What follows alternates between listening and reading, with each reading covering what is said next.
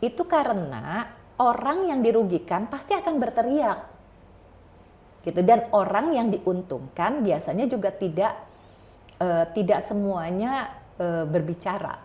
Swasta tuh juga bentuk kontribusi dari masyarakat ya untuk menyediakan pendidikan ya. Kan kita kan kalau di swasta kan kita bayar gitu.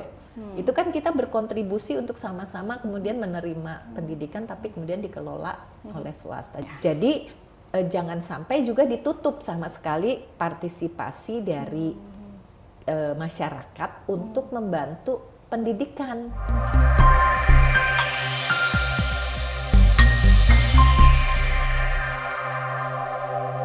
Halo pemirsa, kita berjumpa kembali di program podcast Kabar Tuntas dan kali ini kita membahas tentang sistem penerimaan peserta didik baru ya atau seleksi masuk sekolah baru. Ini merupakan serangkaian proses yang tentunya harus ditempuh oleh calon peserta didik baru.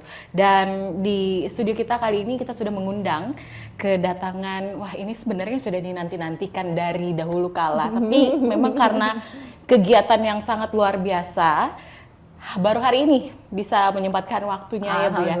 Jadi sudah hadir bersama kita ada Ibu Dr. Insinyur Hetifah Saifuddin MPP, Wakil Ketua Komisi 10 DPR RI.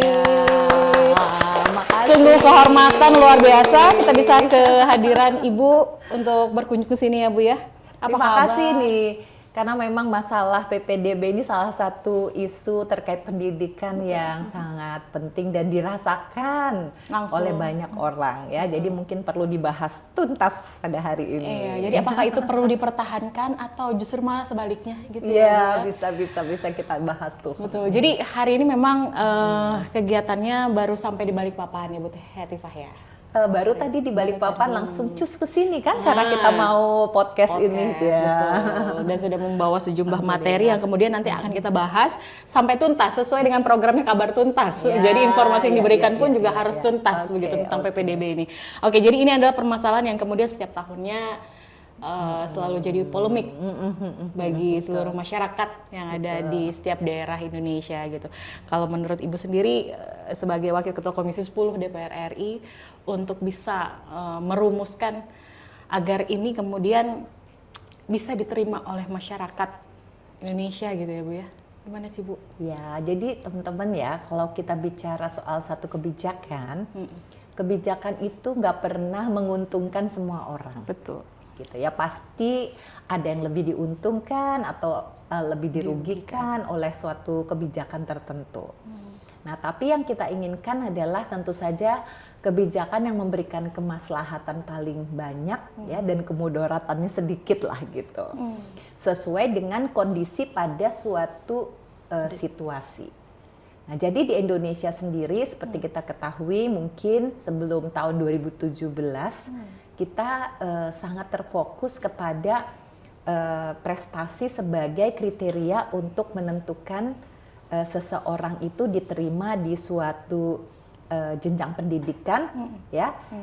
Dan setelah 2017 itu kita menggunakan satu pola yang berbeda, yaitu mempertimbangkan kedekatan atau jarak dari tempat tinggal ke sekolah sebagai salah satu kriteria yang penting, gitu. Bahkan lebih penting daripada prestasi itu sendiri. Nah, prestasi itu dinilainya waktu itu melalui NEM ya, atau melalui satu ujian yang dilakukan secara nasional. Tapi intinya seseorang itu berhak untuk memilih sekolah tertentu. Itu ditentukan oleh nilai ataupun prestasi yang diukur melalui nilai itu. Nah, apakah ini lebih buruk atau lebih baik? Nah, seharusnya memang setiap kebijakan itu selalu dievaluasi. Ya, jadi ada biasanya namanya regulatory impact assessment. Jadi seharusnya tuh secara periodik gitu, karena seingat saya juga dulu kita pernah menggunakan misalnya UN sebagai satu-satunya gitu ya. Mungkin hal untuk menentukan lulus tidaknya. Lama-lama mungkin nilai dari raport atau sekolah yang menentukan. Kemudian nanti prosentasenya yang berubah dan sebagainya. Jadi setiap kebijakan itu bisa saja berubah sesuai dengan satu perkembangan situasi. Nah, jadi ini yang namanya penerimaan siswa baru ini menurut saya memang kebijakan yang belum sempurna. Jadi harus disempurnakan. Harus terus dievaluasi secara betul-betul ya, menurut saya menyeluruh. Bahkan mungkin sekarang karena udah dari 2017, kita tuh harus benar-benar udah lebih serius lagi gitu. Apakah kita mau mempertahankan atau kita mau melakukan suatu pembenahan yang serius. Jadi sifatnya tidak tambal sulam gitu ya. Karena untuk menerapkan ya satu kebijakan seperti yang sekarang ya, dengan menggunakan kedekatan jarak itu kan niatnya sih baik ya, siapa yang nggak tahu tujuan dari PPDB, pasti semua sebetulnya setuju kalau lihat tujuannya gitu ya. Dengan adanya kedekatan jarak dari siswa ke sekolahnya, memang dari tempat banyak tinggal keuntungan siswa begitu ya, ya, dari tempat tinggal siswa ke sekolahnya itu kan memang banyak keuntungannya. Gitu ya. Di samping tadi ya tentu saja anak bisa bergaul secara sosial dengan teman-teman yang jarak mungkin di lingkungan sekolahnya, dia juga bergaul di lingkungan rumahnya. Orang tua juga lebih bisa berpartisipasi. Nah, kemudian juga tentu saja dari sisi pergerakan atau mobilitas ya, kita mencegah juga adanya mungkin tadi biaya-biaya yang tinggi untuk transportasi dan sebagainya. Jadi banyak juga keuntungan dari sistem zonasi ini. Tapi tentu ada prasyaratnya. Nah, ini yang barangkali harus kita evaluasi apakah sudah terpenuhi atau tidak. Nah, sekarang kalau tidak, bisa jadi justru sistem zonasi ini akan memberikan satu dampak negatif yang besar. Nah, ini yang justru saya sekarang jadi mulai mikir ya, kayaknya ini udah mulai perlu dievaluasi nih. Jangan-jangan sistem zonasi ini tidak bisa lagi kita teruskan dengan cara yang sama. Kalau tetap seperti ini, kondisi prasyaratnya itu belum terpenuhi dan juga ketegasan kita akan adanya mungkin penyalahgunaan juga tidak sepenuhnya dilakukan, gitu sih. Jadi mungkin. Jadi apa yang harus dibenahi dari sistem zonasi itu untuk di PPDB ini, Bu Hetifah? Jadi sistem zonasi itu, gitu ya. Kalau dari pengalaman saya ya, dari mungkin sekolah di luar negeri selama bertahun-tahun, gitu ya, misalnya di Australia, atau ketika saya baru-baru ini ke Amerika yang juga menerapkan sistem serupa, gitu ya. Itu setiap orang tua memang tidak pernah memikirkan anaknya itu harus sekolah jauh-jauh. Gitu. Biasanya udah otomatis anak itu dicarikan sekolah yang terdekat dari rumahnya. Sehingga mereka bisa jalan kaki atau naik sepeda itu udah cukup. Gitu ya. Bahkan kalau perlu orang tua tidak harus mengantarkan si anak gitu ya, karena cukup aman gitu ya. Dia bisa hanya berjalan kaki saja dan hanya pergi sendiri pun juga sudah sampai di tempat sekolah. Iya, dan hampir semua sekolah itu kualitasnya sama.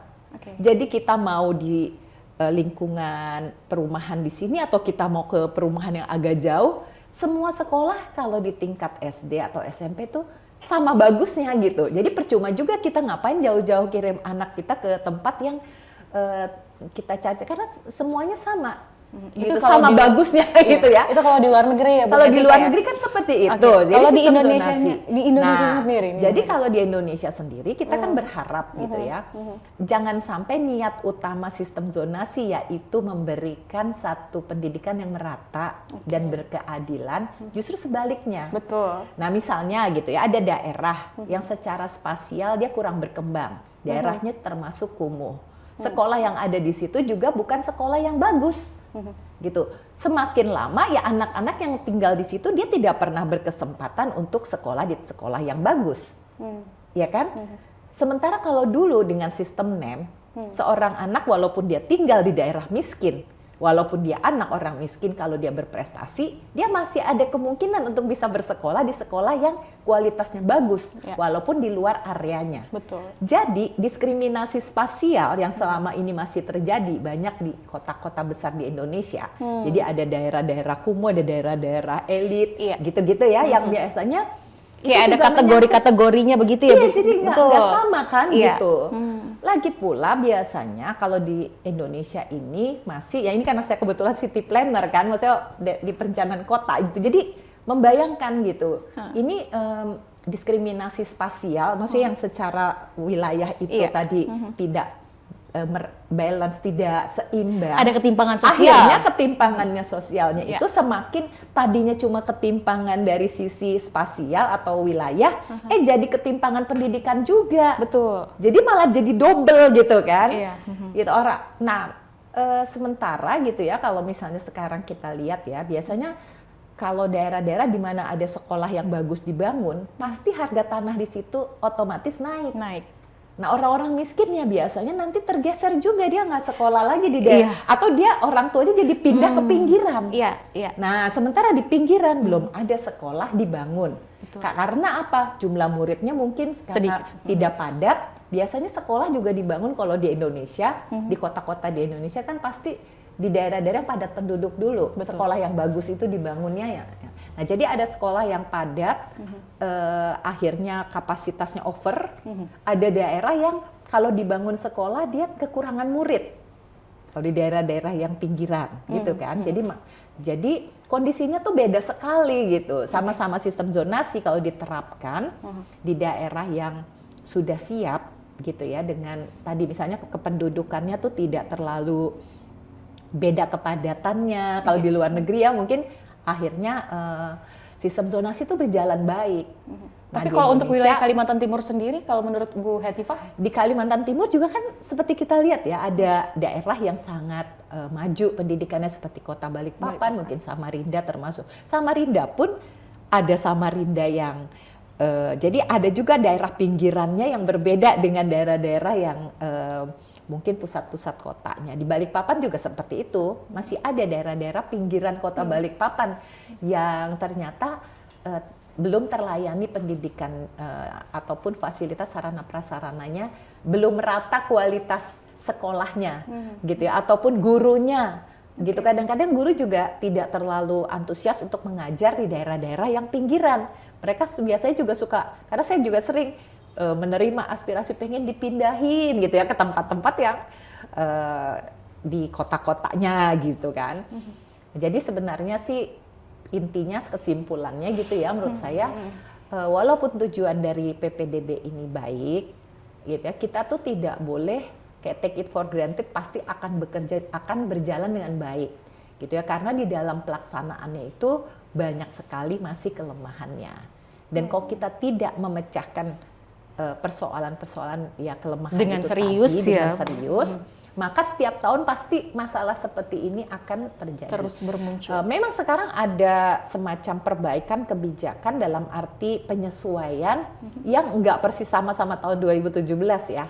Kalau dulu seingat saya gitu ya, mungkin lebih dari 90% tuh fokus kepada zonasi itu, pada jarak gitu.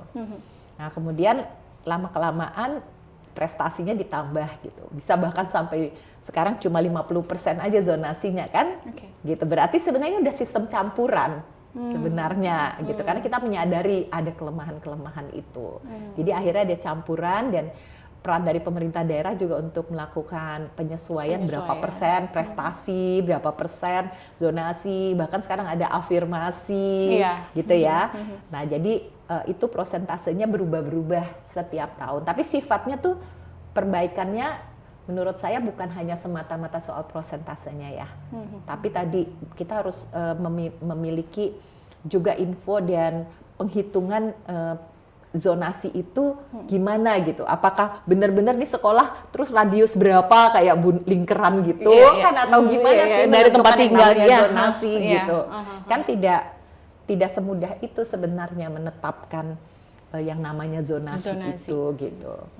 Nah, tentu saja pasti ada pihak-pihak yang merasa juga saat ini dirugikan kalau memang ada penyimpangan-penyimpangan. Nah, itu juga seharusnya sistem pengaduan masyarakatnya diperbaiki terus dan ditindaklanjuti gitu ya, supaya ada ketegasan jika memang ada penyalahgunaan atau penyelewengan dari sistem ini. Karena sistem apapun di Indonesia tuh gampang diselewengin gitu. Mau pakai sistem begini, akhirnya gitu kan. Tapi kebijakan dan sistem itu juga bisa kan gimana caranya gitu supaya penyelewengan itu bisa diminimalisir, dan tentu harus ada sanksi juga ya, supaya tidak tidak diakalin gitulah ya oleh mereka. Tapi yang kan sejauh sebenarnya ini tidak. masyarakat terus juga berkeluh kesah ya Bu ya terhadap sistem ataupun kebijakan yang dibuat oleh pemerintah kan begitu ya Bu. Nah masalahnya gini Mbak, makanya kita tuh perlu suatu evaluasi yang menyeluruh. Itu karena orang yang dirugikan pasti akan berteriak, gitu. Dan orang yang diuntungkan biasanya juga tidak semuanya berbicara, Oke. gitu. Nah misalnya anak-anak yang berprestasi, ya kan? Itu banyak yang orang tuanya adalah tokoh-tokoh atau orang-orang yang Kita sebut saja dia memiliki pejabat. suatu ya anak pejabat, anak dokter-dokter, profesional, tapi dia tidak diterima padahal dia pandai, ya tidak diterima di sekolah favorit yang diinginkan. Ya. Nah mereka tuh yang bisa mengorganisir demo atau menyuarakan keprihatinan dan kekeluhan-keluhannya melalui media, karena mereka juga aktif dan menyadari hak-hak dia atau mungkin bisa mengkritisi. Nah sementara misalnya anak seorang penjaga sekolah yang tadinya nggak kepikiran bisa sekolah di sekolah favorit gitu, padahal dia deket tinggal di tetangga sekolah itu, yang dulu-dulu mungkin nggak pernah kepikiran bisa sekolah di sekolah itu, sekarang dia jadi diterima. Mungkin anak yang tidak merasa terlalu pandai gitu ya karena kondisi sosial ekonomi ataupun gizinya, tapi dia juga bisa merasakan bersekolah di sekolah yang bagus. Itu kan dia nggak ngomong, dia tidak menyatakan kegembiraannya ataupun keberhasilan. Artinya dia tidak bersuara dia di tidak media bersuara sosial. bahwa aku mendapat keuntungan dari Ya. kebijakan ini gitu. Jadi suara yang didengar selalu yang negatif. Oke. Nah yang positifnya kadang kurang terekspos karena kan mereka ya seneng aja dalam hati, tapi mereka tidak membeberkan itu ke media kan. Gitu. Jadi kita kalau misalnya ingin mengevaluasi sesuatu juga harus agak hati-hati gitu ya. Oke. Maksudnya lakukanlah satu kajian yang betul-betul menurut saya bisa dipertanggungjawabkan data-data dan faktanya. Jadi bukan berdasarkan kepada mungkin mungkin suatu keluhan dari sebagian kecil orang yang mungkin bisa tidak balance juga, bisa tidak atau bias gitu ya. Bias kepada kelas tertentu, mungkin dia terorganisir, mungkin dia lebih berani mengemukakan gitu. Nah, ini yang supaya kita betul-betul tahu apa yang sudah dicapai, karena beberapa studi juga menunjukkan ada sih dampak positif dari sistem zonasi setelah beberapa tahun ini diterapkan gitu ya, terutama dari sisi literasi di sekolah. Karena saya juga merasakan kan anak saya karena sistem zonasi ini dia sekolah di sekolah yang sangat tidak bagus gitu ya. Tetapi karena dia juga pada akhirnya justru membawa nama sekolah ini ketika dia berhasil masuk ke suatu perguruan tinggi yang mungkin termasuk dikenal perguruan tinggi itu belum pernah dari sekolah ini ada anak-anak yang bisa diterima di perguruan tinggi ini, sehingga sekolah yang tadinya dianggap sekolah pinggiran yang tidak orang nggak mau sekolah di situ karena ternyata ada anak-anak yang juga bisa diterima, Bisa menghasilkan prestasi untuk sekolah tersebut.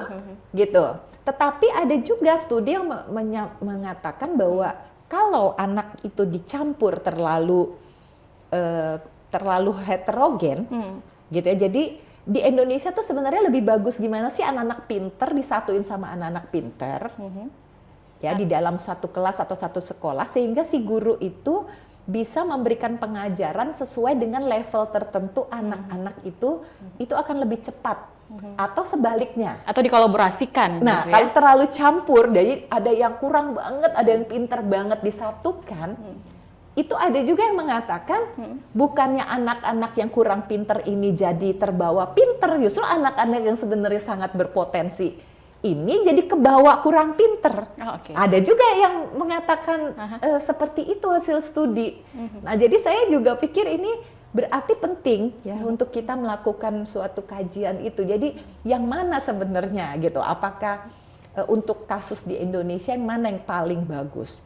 Jadi seperti sekolah unggulan kan dulu kita ada gitu ya, sekolah unggulan atau mungkin sekolah berstandar internasional.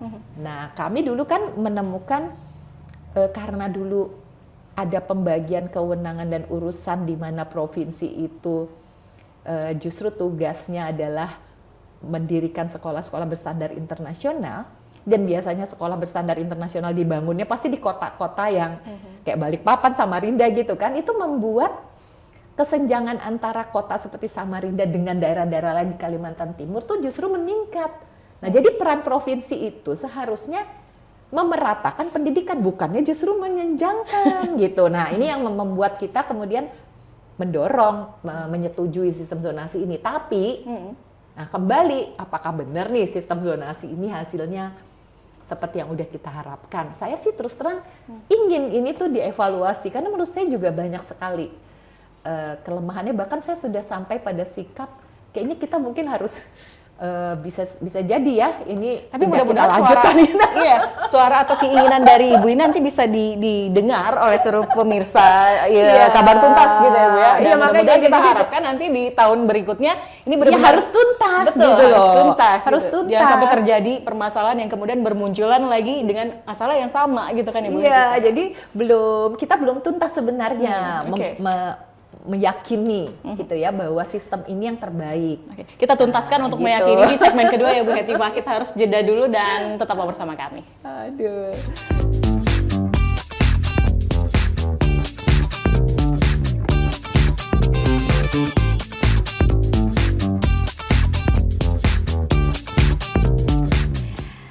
Oke, kita kembali lagi di podcast program Kabar Tuntas dan kita masih berbicara tentang PPDB harusnya dipertahankan begitu ya, walaupun memang ini seringkali setiap tahunnya bermunculan masalah begitu ya Bunda ya, dan kemudian juga tadi diharapkan dari Bu Hetifah ini harus dievaluasi secara menyeluruh karena memang ini penting untuk seluruh masyarakat Indonesia dan tentunya setiap anak harus mendapatkan pendidikan hingga tuntas begitu. Kalau kita bicara tentang pendidikan memang banyak sekali polemik yang dirasa oleh seluruh masyarakat Indonesia, terutama anak-anak yang kemudian selain PPDB pun juga mungkin di perkuliahan. Di perkuliahan yang kemudian lagi ramai kemarin ya Bunda ya. Kalau kita singgung sedikit boleh nggak? Boleh. Bukan hanya PPDB-nya aja gitu ya.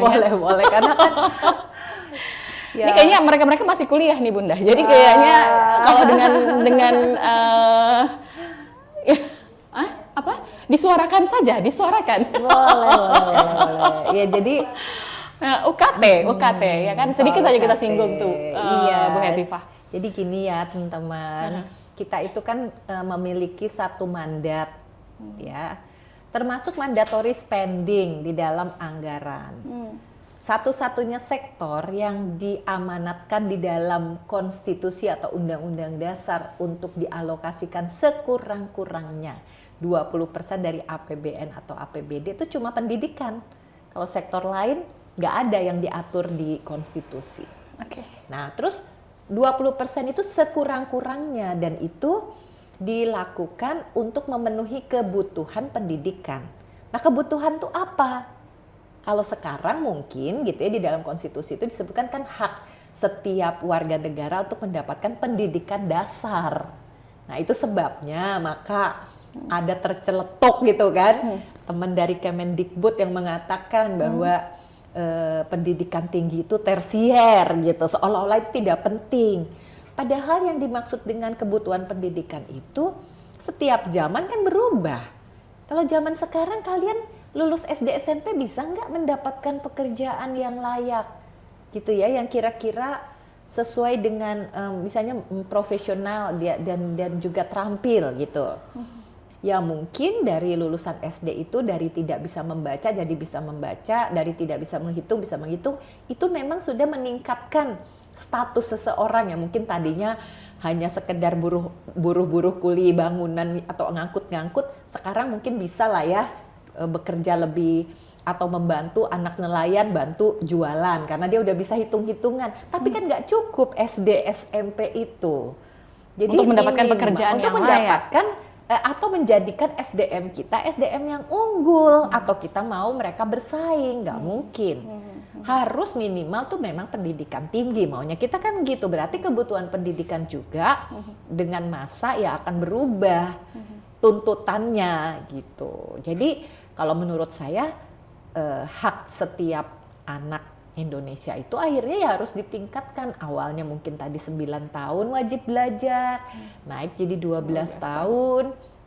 Kalau perlu sampai dia tentunya di pendidikan tinggi, bisa D3 lah ya, tidak harus, mungkin vokasi juga oke, tidak harus S2, S3 gitu. Tetapi dia mendapatkan satu keterampilan yang cukup untuk meningkatkan harkat kehidupan dia gitu. Ya, jadi harusnya baru kemudian dihitung berapa kebutuhannya. Kalau kita ingin menyekolahkan setiap anak Indonesia sampai selevel itu, kan boleh lebih dari 20% gitu. Nah sekarang disitulah maka ada yang namanya politik anggaran pendidikan gitu. Yang sekarang sampai kami gara-gara masalah UKT ini nih, ya ini memang benar-benar menjadi catatan gitu ya, supaya politik anggaran pendidikan itu menjadi lebih berpihak gitu ya kepada setiap anak Indonesia yang ingin menempuh pendidikan setinggi-tingginya.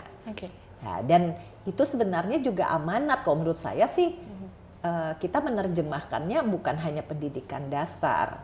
Kalau soal kemampuan keuangan, dari yang sekarang saja kan kita harus periksa banyak juga anggaran pendidikan yang mungkin belum efisien digunakannya. Tapi bisa juga ada penggunaan anggaran-anggaran fungsi pendidikan di kementerian lembaga lain yang tersebar-sebar, yang sebetulnya itu masih bisa dioptimalkan. Nah, jadi sebenarnya kami sekarang sedang membentuk namanya panitia kerja ya, Panja pembiayaan pendidikan ini, untuk memeriksa kembali bagaimana uang yang ada ini dipakainya. Ya, seberapa banyak beasiswa yang harusnya disediakan. Terus juga berapa banyak anak-anak Indonesia yang sebenarnya membutuhkan gitu ya. Nah, nanti jadi harus ada konsekuensi budget atau anggarannya disediakan. Intinya sih seperti itu ya. Jadi bukan hanya pendidikan dasar. Terus kedua gini, ini kan soal sekolah ya. Pastinya sekolah negeri itu jumlahnya tuh jauh lebih sedikit daripada sekolah swasta. Pendidikan tinggi juga seperti itu. Perguruan tinggi negeri jumlahnya itu jauh lebih sedikit dari mereka yang ingin kuliah atau ingin melanjutkan pendidikannya. Nah, jadi sebenarnya kita ini harus memberikan juga perhatian kepada sekolah-sekolah swasta dan perguruan tinggi swasta. Jadi walaupun mereka itu swasta, jangan kita anggap oh berarti komersil. Jadi berarti kalau untuk swasta pemerintah lepas tangan, itu nggak boleh seperti itu. Tetap juga harus diperhatikan oleh pemerintah walaupun itu swasta. Iya, karena swasta itu sebenarnya adalah kontribusi atau partisipasi dari masyarakat ya, yang ingin menyediakan juga lapangan pendidikan gitu bagi mereka yang tidak bisa terserap oleh sekolah ataupun perguruan tinggi negeri. Nah, tapi kan jangan sampai swasta itu ada yang sangat bagus tapi sangat mahal. Atau dia sangat buruk gitu. Jadi ekstrim gitu. Seharusnya perguruan tinggi ataupun sekolah-sekolah swasta itu juga tidak boleh terlalu jauh dari negeri. Nah, jadi kita pun sebenarnya boleh pemerintah itu mensupport. Kalau misalnya sebagai contoh, sekarang kita punya kebijakan tentang pengangkatan guru nih, misalnya guru honorer menjadi guru P3K. Ya kan, begitu udah terangkat P3K, padahal dia tadinya mengajar di sekolah swasta tertentu. Begitu sudah jadi P3K, dipindah deh ke sekolah negeri. Akhirnya sekolah swasta itu kehilangan guru-gurunya yang berkompeten atau sudah berpengalaman. Dia harus merekrut ulang lagi, mendidik lagi dan sebagainya. Nah, kebijakan-kebijakan seperti ini seharusnya dievaluasi. Pemerintah bisa saja mengangkat guru-guru ini tapi tetap ditempatkan di sekolah swasta atau di perguruan tinggi. Ada misalnya dosen dia dibiayai oleh negara tapi dia boleh mengajar di perguruan tinggi swasta. Jadi nanti kan SDM-nya itu tetap bagus. Contohnya seperti itu gitu ya. Jadi jangan perguruan tinggi ataupun sekolah-sekolah swasta tuh jadinya sangat kesulitan gitu, untuk bertahan aja sulit gitu. Nah, ini penting gitu ya, supaya tadi kalau ada mereka yang tidak bisa mengakses sekolah tadi favoritnya di negeri, mereka bisa menggunakan fasilitas yang ada di sekolah swasta. Nah, sekarang pemerintah daerah beberapa bagus ya. Misalnya tadi memberikan subsidi kepada mereka yang sekolah di sekolah swasta untuk biaya uang masuknya misalnya. Ada di beberapa kota di Kaltim yang sudah melakukan kebijakan seperti itu. Jadi mereka nggak diterima di negeri juga masih ada bantuan. Nah, kemudian kita juga sekarang seperti dana BOS kan semua ya, sekolah negeri atau swasta semua sama deh dapat. Kita juga kalau misalnya bantuan TIK seperti itu harusnya swasta juga boleh dapat. Atau misalnya beasiswa seperti PIP, boleh sekolah negeri swasta dimanapun boleh dapat. Itu saya udah mau bagus. tanya dulu dengan teman-teman, gitu. ada yang dapat beasiswa nggak di sini? Ada nggak? Ada.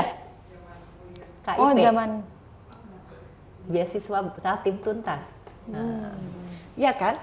Bagus kalau ada beasiswa seperti itu, baik dia itu di negeri maupun di swasta. Sekarang kan kita sediakan.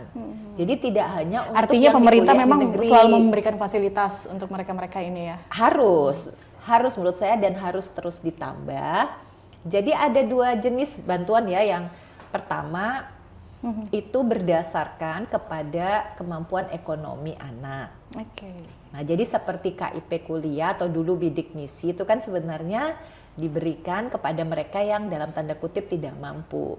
Tapi sebenarnya yang namanya dukungan beasiswa itu juga seharusnya bisa diberikan kepada anak yang mungkin di tengah-tengah lah. Dia bukan miskin sekali orang tuanya, gitu. Tetapi dia juga bukan kategori orang yang kaya. Sehingga dia dapat misalnya di bantuan UKT. UKT-nya saja lah biaya hidupnya masih bisa orang tua misalnya, atau ada dulu namanya pernah ada prestasi PPA namanya. Jadi diberikan kepada anak bukan karena dia miskin, tapi bisa karena prestasinya juga. Itu kan agak beda ya kriterianya. Gitu. Nah itu yang perlu dibedakan memang. Karena sekarang banyak juga anak-anak yang tadi mungkin tidak masuk kategori, dia kategori rentan miskin tapi mungkin bukan miskin gitu. Bisa saja sewaktu-waktu, apalagi seperti COVID kemarin yang orang tuanya tadinya mungkin pengusaha tiba-tiba bangkrut atau misalnya dipecat gitu ya karena ada masalah, kan akhirnya dia rentan tiba-tiba menjadi miskin. Jadi kita harus tambah beasiswa untuk anak-anak seperti itu. Oke, jadi artinya celetukan dari netizen begitu ya Bunda ya, kalau ada yang mengatakan bahwa pendidikan sekarang ini dikomersilkan, pendidikan saat ini menjadi bisnis gitu. Nah, karena tadi di satu sisi gitu ya, kita ingin memberikan kesempatan kepada masyarakat untuk berpartisipasi. Jadi menurut saya itu bagus. Ya, jadi kalau misalnya ada orang yang mampu di suatu sekolah gitu ya, kalau sekarang ini kan kita karena ada kesan bahwa pendidikan itu gratis, maka seolah-olah masyarakat itu nggak boleh dipungut apapun gitu. Dan kalau misalnya itu dilakukan berarti pelanggaran. Iya. Nah, padahal pungli sebetulnya, gitu. ya sebenarnya kalau menurut saya partisipasi itu penting juga, tetapi sifatnya harus pertama sukarela. Kedua harus transparan. Jadi misalnya komite sekolah sepakat gitu ya, misalnya ada sesuatu yang kurang sempurna dari suatu sekolah, tidak semuanya mengandalkan kepada pemerintah, tapi itu disetujui oleh semua orang tua, tapi tidak harus dipaksa semuanya sama. Misalnya kalau ada yang lebih mampu, bisa saja dia membantu lebih tinggi daripada orang tua yang kurang mampu. Seharusnya sih seperti itu. Seharusnya. Jadi jangan sampai juga ditutup sama sekali partisipasi dari masyarakat untuk membantu pendidikan. Nah sebenarnya kan juga swasta tuh juga bentuk kontribusi dari masyarakat ya untuk menyediakan pendidikan ya. Kan kita kan kalau di swasta kan kita bayar gitu.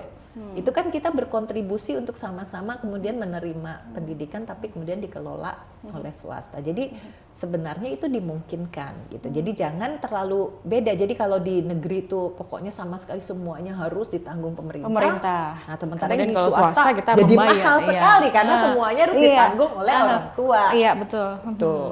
Padahal sebenarnya pemerintah juga boleh bantu swasta sehingga tidak terlalu berat. Walaupun mungkin tidak semuanya full pembiayaan itu dari pemerintah untuk membantu begitu ya. Minimal fasilitas sarana prasarananya. Tapi sekarang pun sudah ya. Maksudnya sekarang pun seperti dana BOS itu kan biaya operasional sekolah itu baik negeri maupun swasta semua dapat ya. Itu bisa digunakan untuk biaya-biaya operasional yang standar. Tapi selain itu juga sebenarnya tadi bisa dalam bentuk sumber daya manusia atau tadi misalnya memberikan bantuan untuk TIK-nya, perpustakaannya atau apanya itu boleh seharusnya gitu.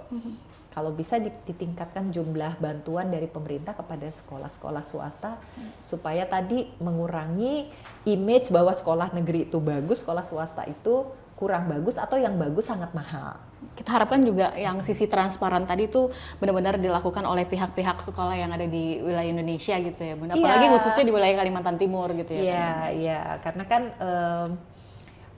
cenderung tadi sekali lagi bisa saja yang namanya uang kalau sudah itu tuh tidak transparan pasti akan menjadi sumber bisa juga penyalahgunaan. Betul.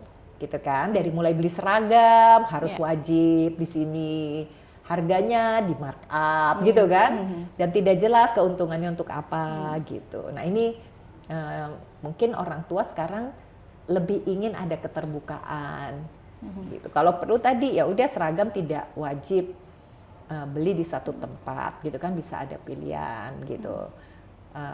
Atau kalaupun iya ya cukup masuk akal lah ya gitu. Oke, nanti kita lanjutkan lagi Bunda, kita harus jeda dulu, boleh diminum kopinya lagi ya Bunda. Dan kita akan kembali usai jeda berikut.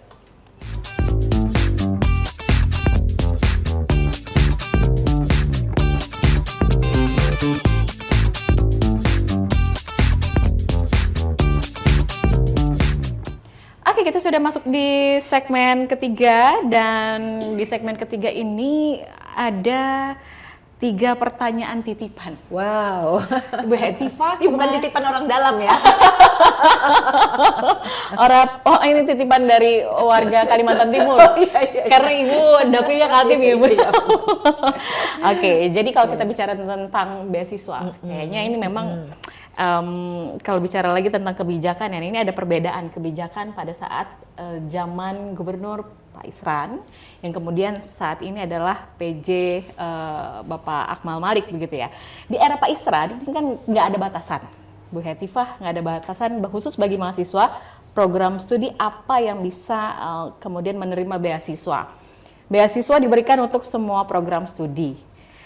Namun di saat zamannya Pak PJ Gubernur Akmal Malik cenderung memberikan beasiswa untuk program studi yang berkesesuaian dengan kebutuhan pasar kerja.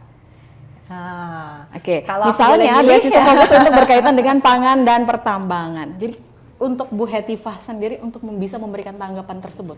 Sebenarnya ya kalau saya terus terang setuju dengan prioritas tadi. Ya, supaya menjamin bahwa prodi yang dipilih itu akan langsung terserap di lapangan kerja atau dia bisa langsung menciptakan lapangan usaha yang memang lagi prospektif. Jadi jangan kita juga, bahkan kalau perlu ya beberapa perguruan tinggi yang prodi-prodinya udah nggak relevan, harusnya udah ditutup diganti. Gitu kan, karena sekarang ada banyak hal-hal baru, misalnya soal bisnis digital itu menjadi lebih diperlukan. Misalnya soal pariwisata gitu ya, usaha-usaha terkait dengan perjalanan wisata sekarang tuh lagi banyak diperlukan di Kaltim, tapi kita nggak punya banyak yang menyediakannya. Nah, persoalannya tadi yang menentukan prioritas itu siapa dan gimana gitu. Jangan-jangan tetap aja, karena saya pernah nih sampai protes waktu itu sama menteri, waktu itu masih ada Kementerian Dikti tersendiri ya, gitu. Karena kita tuh mau membuka suatu prodi pariwisata di Unmul waktu itu kalau nggak salah. Itu tidak dapat izin karena alasannya di dalam satu rencana nasional itu Kaltim adalah daerah untuk pusat pertambangan. Oke. Jadi kalau prodi pariwisata tidak dianggap prioritas di Kaltim, nah gitu loh. Padahal kan ternyata zaman berubah ya, Betul. gitu. Itu juga yang mungkin membutuhkan suatu kajian, gitu. Jadi mana yang dianggap prospektif itu, prodi-prodi apa saja, itu benar-benar harus dinilai dari manpower planning yang sekarang berkembang dengan adanya IKN yang berubah kan. Jadi Kaltim itu nggak boleh membuat rencana pengembangan jangka menengah atau panjangnya semata-mata sesuai dengan perencanaan sebelumnya. Maksudnya tuh kayak business as usual gitu. Kayak tadi, oh tambang nih di sini seru, rame-rame, terus aja tambang gitu. Padahal kita udah ada IKN, mungkin ada hal-hal yang mungkin sebelumnya misalnya terkait ekonomi kreatif gitu ya, bagaimana jurusan DKV misalnya, kita tuh nggak punya loh, baru 2 tahun di ITK ada desain komunikasi visual gitu, kita nggak punya. Kalau S2-nya malah belum ada di sini. Padahal DKV itu udah ada ratusan prodi DKV di Indonesia, Kaltim baru punya 1 gitu. Terlalu terlambat kita gitu ya.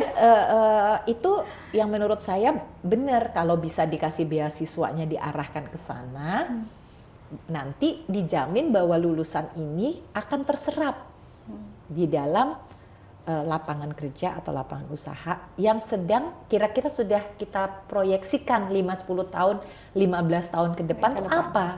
Gitu sih. Kalau saya sih setuju memang prioritas. Tetapi jangan ditutup gini ya, maksudnya jadi bukan hanya karena ya harus pandai-pandai juga menentukan yang namanya prioritas itu. Karena kalau perguruan tinggi di luar negeri ya, saya lihat kebetulan karena beberapa anak saya juga kuliah di jurusan yang baru gitu. Ada anak saya nomor 3 Nilta, dia baru menyelesaikan S2-nya, itu ada prodinya apa ya, Data Science for Social Science, pokoknya gitu deh. Itu juga baru dibentuk yang namanya Internet Institute di Oxford. Jadi dalam tahun-tahun belakangan ini tuh banyak Langsung insecure. prodi-prodi baru, banyak apa prodi-prodi baru yang aneh-aneh gitu kan. Saya bilang, tuh kamu belajar apa ya di sana ya? Saya juga nggak ngerti juga. Wah, Internet Institute apa tuh? Sampai dibikin ada Internet Institute, masih baru mah. Terus jurusannya apa ya, kayak gitu kan. Saya juga walaupun saya insinyur gitu kan di bidang teknik, tetap nggak ngerti itu jurusan apa. Karena mereka udah sangat cepat mengikuti perkembangan zaman. teknologi. Iya, perkembangan zaman. Si perguruan tinggi itu prodinya tuh cepat sekali berubah. Nah, alhamdulillahnya menurut saya Kaltim pun nggak ketinggalan kok. Mulai. Benar Bu, nggak ketinggalan. Bener, mulai. Misalnya seperti ITK gitu kan, saya dengar dia juga buka jurusan fisikanya, bukan sekedar jurusan fisika science, tapi medical physics. Wah, pokoknya apalah. Jadi ibaratnya tuh gini, untuk kedokteran pun kita nanti akan menggunakan banyak ilmu-ilmu fisika, termasuk menggunakan nuklir atau apa gitu loh.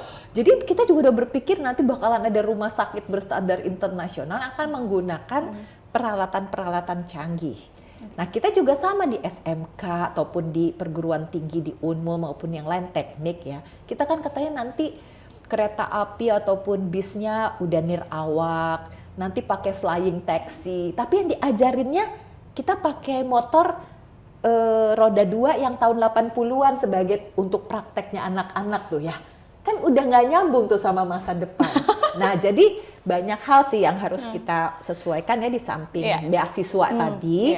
Pastinya program studi di SMK dan perguruan tingginya pun juga kalau bisa disesuaikan sehingga anak-anak ini juga tidak harus kuliah tuh jauh-jauh juga. Jadi itu juga bisa disambung ke dengan adanya IKN ada di Kalimantan Timur gitu ya. Iya. Bu Hetifah ya. Jadi kebutuhannya apa gitu ya.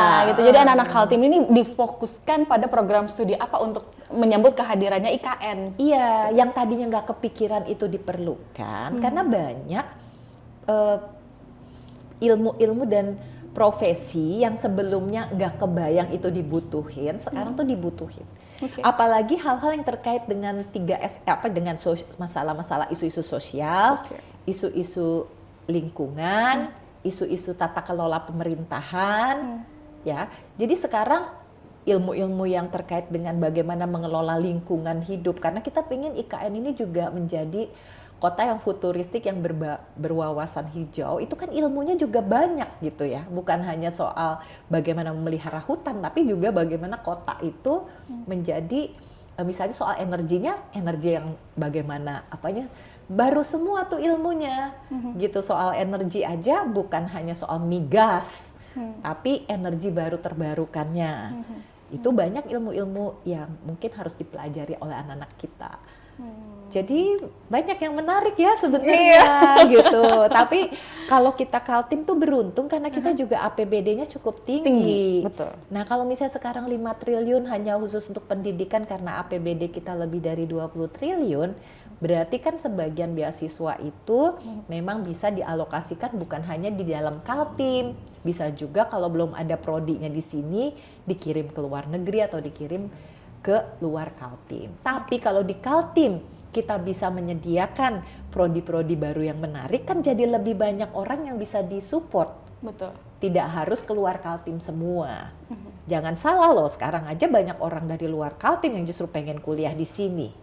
Nah, berarti kan kita sebenarnya punya suatu kebanggaan ya, prospek lah ke depan. Banyak loh orang luar yang sekarang ingin jadi lulusan Kaltim. Karena tadi melihat ada prospek kesempatan kerjanya. Karena dia IKN tadi ya, salah kreatif. satunya. Dan kebanyakan juga anak-anak Kaltim ingin kuliah di luar Kaltim gitu. Jadi kayak gitu ya. Oke, tapi kalau di segmen terakhir ini, mungkin di waktu-waktu terakhir nih Bu Hetifah, kita tahu bahwa Ibu ini orang yang aktif, yang kemudian juga populer lah ya Bu ya. Dalam program beasiswanya gitu. Dan memang di 2024 ini Ibu Hetifah juga kembali terpilih duduk di Senayan DPR RI ya Bu. Dan pastinya yang kita ingin tanyakan, apakah program beasiswa ini, program yang menjadi program prioritas Ibu, akan terus berlanjut? Ya, akan berlanjut. Paling tidak untuk tahun ini ya. Jadi tidak ada yang berubah, karena saya masih melihat relevansinya, mengingat yang tadi itu ya, walaupun Kaltim sudah memiliki beasiswa Kaltim Tuntas, tetap saja masih banyak anak-anak Kaltim yang memiliki hak untuk bisa melanjutkan studi ke perguruan tinggi. Nah, tetapi tadi kembali lagi ya gitu, mungkin mereka tidak mendapatkan informasi terkait dengan prodi apa yang cocok untuk dia. Jadi sebenarnya yang saya sediakan kan bukan hanya info tentang beasiswa, tapi juga kami ingin sekali gitu ya memberikan info-info tentang apa sebetulnya prodi-prodi yang tersedia yang bisa menjadi mungkin sesuatu yang jadi menarik bagi mereka. Seperti saya juga dulu, saya tidak tahu ada jurusan planologi. Zaman saya tahun 80-an, nggak ngerti apa planologi. Nggak ada yang tahu kan? Gitu, tata kota dan tata wilayah. Waktu itu masih baru. Nah, tetapi kita menyadari bahwa ternyata suatu kota yang bagus juga perlu direncanakan dan itu ada ilmunya. Gitu. Jadi sesuatu tuh selalu berkembang ya, ilmu. Nah, teman-teman juga saya harap di Kaltim bisa mencari informasi apa jurusan-jurusan itu ya, tidak konvensional hanya misalnya tadi ya mau jadi insinyurnya juga macam-macam sekarang gitu kan. Bahkan saya senang nih, baru ada anak Kaltim dari Balikpapan, saya baru ketemu dia mendalami ada jurusan-jurusan yang baru ya tentang kebumian dan sebagainya, ya menarik lah gitu. Atau tadi kelautan gitu ya, hal-hal yang terkait dengan teknik pun sekarang macam-macam gitu. Terus sosial juga macam-macam, ilmu lingkungan dan sebagainya. Jadi pelajari apa yang paling membuat kamu punya passion di mana gitu. Sekarang juga kami berusaha untuk mempermudah ya bagi mereka yang ingin menjadi profesional di bidangnya. Misalnya saya pernah menjadi ketua panja tentang pendidikan dan layanan psikologi misalnya. Oke. Nah, jadi seorang psikolog juga sangat dibutuhkan loh sekarang karena jumlah psikolog tuh sedikit sekali sementara kesehatan mental menjadi sesuatu yang sangat penting. Waduh. Jadi sebenarnya ini juga profesi yang masih terbuka luas dan kita mempermudah supaya kalau dulu kan mau jadi psikolog harus magister dulu baru boleh praktek. Sekarang enggak.